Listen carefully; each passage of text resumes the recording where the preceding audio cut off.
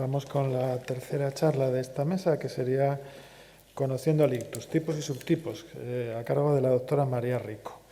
María es también compañera nuestra, neuróloga especialista en ictus, doctora en medicina, máster en neurociencias y secretaria actualmente de la Sociedad Española de Neurosonología. Ha tenido una actividad investigadora importante, siendo investigadora principal de un proyecto de la propia Sociedad Española de Neurología sobre el uso de la eco transcraneal para evaluar el pronóstico precisamente de pacientes con ictus hemorrágico, y coinvestigadora en otros proyectos, y ha participado en numerosos congresos, publicado muchos artículos, y bueno, estoy seguro de que nos va a dar una charla muy interesante sobre los tipos y subtipos de ictus. Así que María, cuando quieras. Buenos días. Bueno, la presentación creo que me ha hecho parecer más grande de lo que soy en realidad, pero bueno, me ha tocado un tema quizás más de repaso, que os vaya a descubrir algo, os vaya a abrir un mundo nuevo, pero bueno, es importante conocer los diferentes tipos de ictus porque aunque haya ciertas similitudes, sobre todo en la expresión clínica, conocer el tipo de ictus pues nos ayuda a ajustar, a afinar el tratamiento y a proteger mejor a los pacientes. Como seguramente ya se ha mencionado, pues el ictus tiene una gran importancia en lo que es la salud de la población general, es la segunda causa de muerte a nivel mundial y la primera causa de invalidez a largo plazo en el adulto. De cada 10 personas que sufren un ictus, 4 van a quedar con cierto grado de discapacidad. En 2 de esos 10 la dependencia va a ser grave y 1 de cada 4 va a tener menos de 65 años, con lo cual se trata de pacientes bastante jóvenes. Eso tiene su repercusión sobre los costes del sistema sanitario. Las cifras que veis aquí reflejadas se refieren a gastos a nivel nacional en España y del año 2003. Desde 2003 ha cambiado mucho todo y, bueno, sensiblemente se habrá incrementado. Esto supone gastos a nivel hospitalario, pero también tiene una repercusión sobre la economía general derivada de los cuidados informales. Cuando alguien queda con un grado de dependencia, habitualmente es alguien de la familia que se encarga de la mayor parte de la asistencia y teniendo que pues dejar un poquitín de lado su actividad económica. ¿Qué es un ictus? La definición general aplicable a todos los ictus sería esta. Un ictus es una rápida progresión de signos clínicos debido a una disfunción cerebral de origen vascular que dura más de 24 horas. Detrás de esta definición hay toda una variedad de patologías que pueden derivar en esto. El primer nivel de clasificación serían los ictus isquémicos y los ictus hemorrágicos. En los ictus isquémicos, como ya sabéis, se produce una oclusión de un vaso arterial que produce que al no recibir riego el territorio cerebral dependiente de él, pues se produzca una disfunción. Y en los ictus hemorrágicos ocurre una rotura de la pared arterial con el vertido de sangre al tejido cerebral. Bien, empezamos con el ictus isquémico. Y a la hora de clasificar los diferentes tipos de ictus, pues en el ictus isquémico hay varias escalas que se han ido bastante validadas, la escala TOAS, la escala de Lausanne, pero la que voy a utilizar para guiar la sesión es la de clasificación del grupo de enfermedades cerebrovasculares de Lausanne, que yo creo que la utilizamos mayoritariamente en los servicios de neurología de nuestro país. Distinguimos 6 grupos.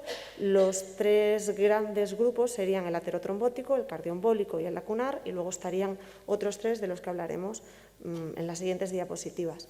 Los ictus aterotrombóticos suponen entre el 25 y el 30% de los ictus isquémicos. Los ictus que va a producir un ictus aterotrombótico van a ser lesiones de tamaño mediano-grande que pueden afectar tanto a la corteza como a la región subcortical y se producen por la presencia de ateromatosis en los vasos extra e intracraneales del territorio vascular en el que se produce el ictus.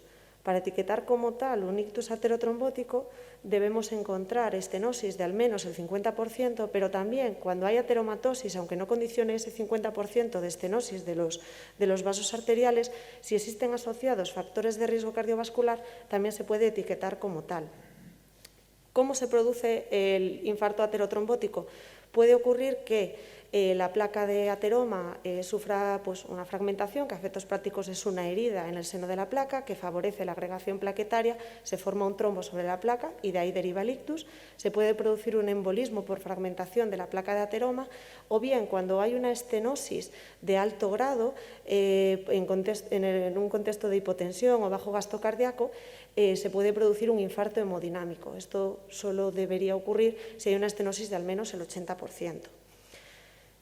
Los ictus cardioembólicos suponen un 20%. Se les atribuye una prevalencia inferior a los aterotrombóticos, aunque se espera que su proporción aumente con los años, ya que en las últimas décadas, sobre todo en los países desarrollados, se ha visto que hay un mejor control de los factores de riesgo cardiovascular que influyen sobre todo en los infartos aterotrombóticos. Entonces, proporcionalmente, eso unido al envejecimiento poblacional, se espera que haga aumentar la proporción de ictus cardioembólicos.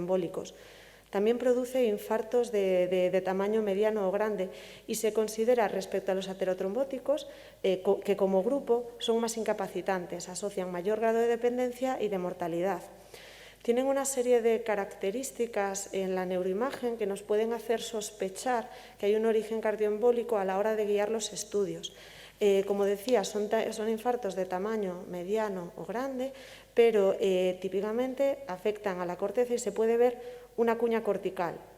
Esto es muy sugestivo de embolia. También, como se produce una oclusión súbita del vaso, el déficit es máximo desde el inicio. De hecho, un 30% debuta con pérdida de conocimiento. Se puede producir una mejoría rápida debido a que el trombo cardíaco habitualmente es un trombo fresco, blando y tiende a migrar o incluso a recanalizarse espontáneamente. Y precisamente por eso se ha relacionado con un mayor riesgo de transformación hemorrágica, porque si la recanalización se produce una vez ya hay lesión isquémica, ya está dañada la barrera hematoencefálica, se puede producir un sangrado asociado a la isquemia. ¿Por qué mecanismo se puede producir una embolia cardíaca? Puede ser por un desprendimiento de material dentro del corazón, por el estancamiento de la sangre en su seno en cavidades dilatadas que lleva a la formación de trombos frescos, a los que nos referíamos ahora, o bien por un paso anómalo de trombos formados en el sistema venoso al sistema arterial. Esto puede ocurrir, el desprendimiento de material intracardíaco serían, por ejemplo, émbolos cálcicos adheridos a las prótesis valvulares o bien vegetaciones de endocarditis infecciosa. El estancamiento de sangre lo favorece sobre todo la fibrilación auricular, pero también lo podemos ver en pacientes con infarto agudo de miocardio reciente o bien que tienen una hipocinesia del ventrículo izquierdo o miocardiopatías dilatadas. Y el paso paradójico de trombos venosos al sistema arterial se puede producir en el foramen oval permeable, pero también en las comunicaciones interauriculares. Clásicamente, seguro que todos recordáis de la carrera, nos hablaban de las fuentes cardioembólicas mayores y las menores. Las mayores, la gran protagonista es la fibrilación auricular, que justifica el 50% de los ictus cardioembólicos. Pero como veis, hay muchas otras causas menos comunes individualmente, pero que en conjunto suponen una proporción alta. Como hablábamos, el infarto agudo de miocardio reciente, las prótesis mecánicas, miocardiopatías dilatadas. Y luego está el grupo de las fuentes menores o de riesgo incierto, que incluye, por ejemplo, el foramen oval permeable, y habría quizás que incidir en el aspecto de riesgo incierto, y es que habitualmente no se sabía muy bien qué riesgo atribuirle a los forámenes ovales permeables como causa de embolismo paradójico por el simple hecho de que 1 de cada 4 personas lo tiene abierto. En los últimos años se ha visto que ciertos forámenes ovales permeables predisponen más a las embolias, si tienen un gran tamaño, si tienen un aneurisma del septo interauricular asociado, o bien si tienen asociados ciertos remanentes de la vida fetal que hacen que se redirija el flujo de la sangre dentro de la aurícula izquierda al septo interauricular, y entonces es como una especie de ventanal abierto para que pasen los trombos venosos originados en las piernas. Y en esos casos sí que a día de hoy se considera que merece la pena cerrar los forámenes ovales. Bien. Hablamos ya de los ictus lacunares, que también tienen una alta prevalencia en los ictus, suponen un 20% de todos los ictus, pero podemos encontrarlo hasta la mitad, hasta el 50% de la población anciana en general. Los ictus que producen de origen lacunar tienen un pequeño tamaño, un diámetro que se define menor de centímetro y medio, y es porque se produce la obstrucción de las pequeñas arterias perforantes que surgen de los principales vasos intracraneales, ¿vale? Son de pequeño tamaño, por ende son subcorticales también, y habitualmente en los pacientes con ictus lacunares encontramos factores de riesgo cardiovascular, sobre todo la hipertensión arterial. Radiológicamente, muchas veces en pacientes que sufren un ictus lacunar sintomático encontramos lesiones previas que no han dado síntomas o lo que se llama leucariosis o enfermedad de pequeño vaso, que incluso se puede graduar utilizando la escala radiológica de Facecas. Si os fijáis, un grado leve, a ver si me funciona aquí, un grado leve, pues hay pequeñas lesiones individuales que no confluyen, pero ya el grado más severo, sobre todo a nivel periventricular, se ve cómo las lesiones subcorticales van confluyendo. ¿Cómo se produce el infarto lacunar? ¿Por qué se tapa la arteria perforante? En mayor proporción van a ser lesiones producidas por un mecanismo aterotrombótico o bien porque los factores de riesgo cardiovascular producen una disfunción del endotelio de esas arterias perforantes que lleva a que la propia arteria se tape a sí misma. En este grupo, claro, los mecanismos de los tratamientos que tenemos en fase aguda, en este caso la fibrinólisis, pues quizás es intuitivo que no van a funcionar tan bien, pero como no sabes muy bien hasta qué punto es aterotrombótico, se tratan exactamente igual. Se describe también teóricamente que tanto se puede producir un embolismo cardíaco o estados protrombóticos que te pueden favorecer un ictus lacunar. Pero es esperable en estos casos que sean lesiones más grandes, más de centímetro y medio, porque se tapen más arterias perforantes, porque se aloje el émbolo ahí justo en la salida de las arterias. Clásicamente, desde el punto de vista clínico, se distinguen 5 síndromes lacunares que seguro que os suenan al menos de oídas.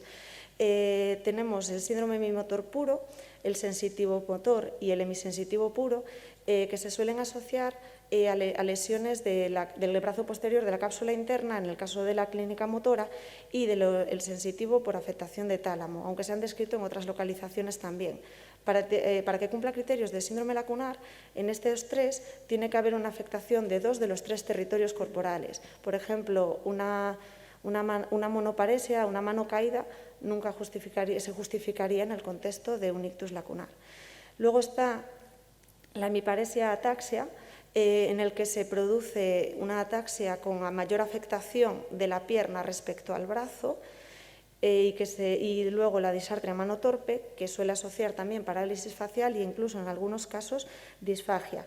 En la disartria mano torpe se han descrito diferentes localizaciones, pero se suele relacionar con lesiones en el brazo anterior de la cápsula interna, y la hemiparesia ataxia en la corona radiata también. Estos son los síndromes lacunares clásicos, pero hay todo un mundo de manifestaciones neurológicas que se han asociado con el hallazgo de lesiones lacunares agudas en la neuroimagen y que abarcan incluso trastornos del movimiento. Ya entramos en los grupos más amplios, ¿no? de los ictus isquémicos. Los de causa no habitual, un ictus se puede etiquetar como de causa no habitual, definiéndolo como aquel que no es de origen aterotrombótico, ni cardioembólico, ni lacunar. Como veis, un auténtico cajón desastre. Como es un cajón desastre, puede incluir ictus de diferentes tamaños y de diferente localización. Y se incluyen en este grupo causas que nos encontramos con relativa frecuencia, como las disecciones arteriales, pero también estados protrombóticos, vasculopatías genéticas como el CADASIL o el uso de drogas. Los ictus indeterminados van a ser aquellos en los que o bien no tengamos un estudio completo, lo cual es quizás la circunstancia menos deseable porque depende de nosotros hacer un estudio lo más completo posible, o bien cuando coexisten varias causas. Y como también es un grupo amplio, puede también dar ictus de diferentes características. Y luego estaría el ictus criptogénico, que es aquel en el que después de hacer un montón de estudios, todo el estudio lo más riguroso posible, no encontramos una causa. Como consecuencia, estos pacientes se tratan de forma empírica, habitualmente con antiagregación, y no somos capaces de establecer un riesgo de recurrencia concreto. En estos casos siempre se suele plantear repetir estudios, sobre todo en el caso de los ESUS. Este es un concepto que surgió en el grupo de los ictus criptogénicos en los últimos años y que se refiere al acrónimo inglés de ictus embólico de origen desconocido. Se define como tal un infarto cerebral no lacunar, sin estenosis arterial intra o extracraneal más del 50%, sin cardiopatías embolígenas mayores y que tampoco se justifica por causas inhabituales. O sea que volvemos al cajón desastre. Normalmente en estos casos, al ser precisamente embólico, los esfuerzos se dirigen a ampliar estudios buscando una fibrilación auricular paroxística oculta, sobre todo si tienen ciertas características en el estudio ecocardiográfico. También es un grupo de ictus que no tienen un tratamiento específico, aunque en los últimos años se están dirigiendo muchos esfuerzos al estudio de los ESUS.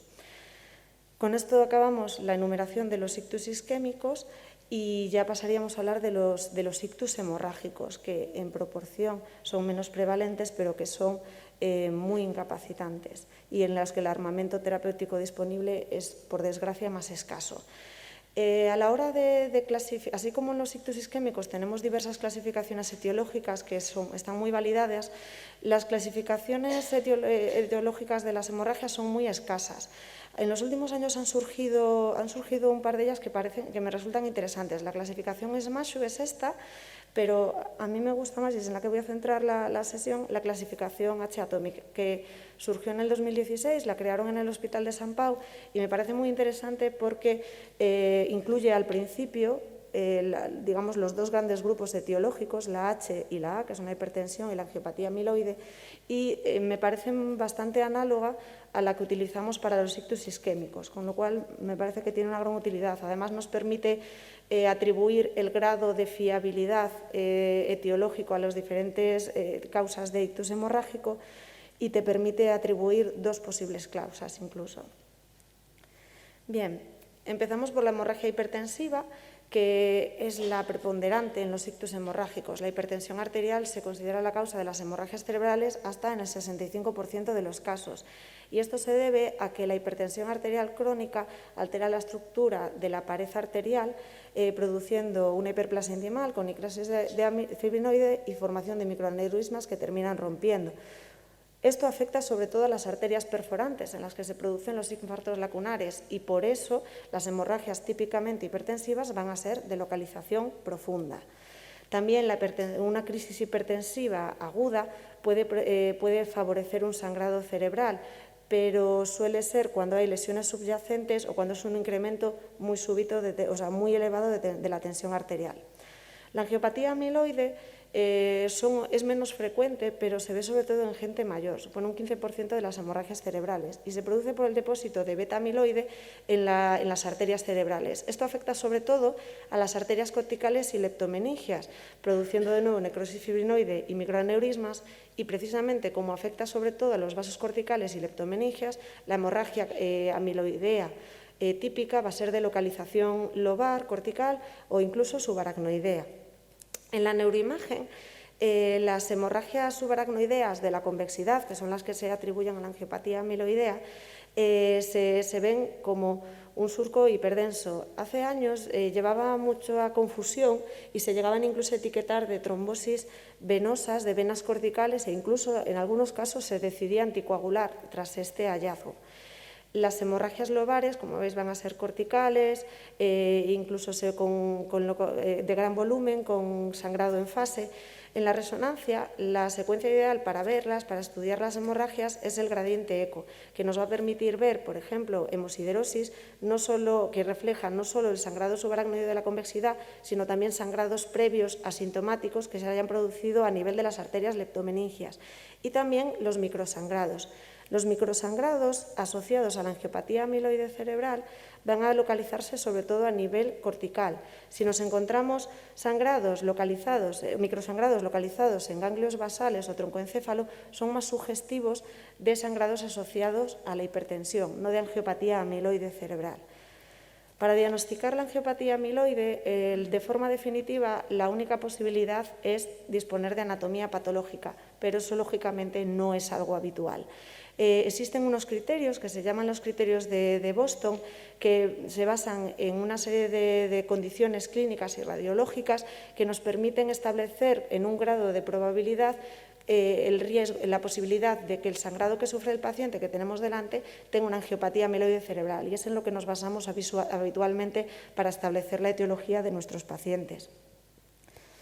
Las hemorragias asociadas a la anticoagulación oral pues son un grupo un poquitín amplio, porque la mayoría de los pacientes que sufren una hemorragia estando anticoagulados tienen una etiopatogenia subyacente adicional, como que son hipertensos o que tienen ciertos rasgos sugestivos de angiopatía amiloide. Hay más riesgo si, lógicamente, si la dosificación de la anticoagulación, si el INR está en rango, sobre todo si está por encima del rango recomendado, o bien si existen, en el caso de los anticoagulantes de acción directa, alteraciones en los parámetros del estudio de coagulación básica. Habitualmente, o lo más estudiado es el mundo sintrón, los antivitamina K. Entonces, en los pacientes con antivitamina K se ha visto que tienen un riesgo anual de sufrir una hemorragia del 0,61%. Esto es bajo si comparamos con el riesgo de embolia asociada a la fibrilación auricular, pero también hay ciertos perfiles de pacientes individuales que van a tener un riesgo mayor que de este 0,61, sobre todo si han hecho sangrados previos o si son pacientes pluripatológicos con insuficiencia renal, con fallo hepático, etc. Por eso es importante a la hora de pautar un anticoagulante tener en cuenta esas otras circunstancias, porque en la mayoría de los casos el riesgo hemorrágico va a superar al beneficio de el beneficio potencial va a superar al riesgo hemorrágico, pero en algunos casos hay que tomar una decisión consensuada de si no es un riesgo excesivo anticoagular a estos pacientes. Las hemorragias asociadas a la anticoagulación oral son más incapacitantes, se asocian a mayor mortalidad, normalmente se revierte el anticoagulante si tenemos disponible un antídoto, pero aún así el tiempo en el que se considera que puede crecer un hematoma en un paciente anticoagulado es mayor. Por último, ya acabando, están las hemorragias asociadas a patología tumoral. Es muy infrecuente y cuando un tumor sangra suele ser indicativo de un tumor maligno. Se puede sospechar si la hemorragia tiene características atípicas en la neuroimagen, como por ejemplo que asocie hemorragia subaracnoidea, que tenga una forma no circular, irregular, que tenga mucho edema asociado, la localización que no sea típica ni de angiopatía amiloide ni de hipertensión, o bien que veamos estructuras anómalas en el seno de la hemorragia, como esta imagen, por ejemplo, que parece tener, como que se podrían pensar, lesiones quísticas asociadas. De los tumores primarios del sistema nervioso central, el glioma es el que más asocia a sangrados cerebrales y se localiza habitualmente a nivel subcortical.